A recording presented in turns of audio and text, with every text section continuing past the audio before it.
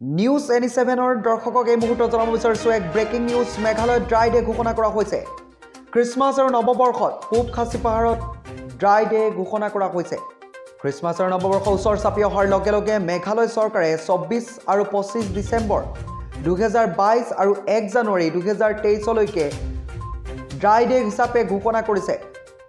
Christmas আৰু নৱবৰ্ষ উদযাপনৰ বাবে সমগ্ৰ তৎপৰ হৈ উঠিছে সমগ্ৰ পূব খাচী পাহাৰ জিলাত ড্ৰাই ডে ঘোষণা কৰিছে এক চৰকাৰী জাননীত কোৱা হৈছে যে সকলো বন্ধ ৰখা হ'ব ওৱেৰ হাউচ IMFL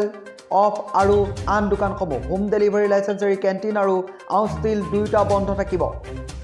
চৰকাৰী জাননীখনত এইটো কোৱা হৈছে মেঘালয় আবকাৰী আইনৰ অসম আবকাৰী আইন 1910 ধাৰা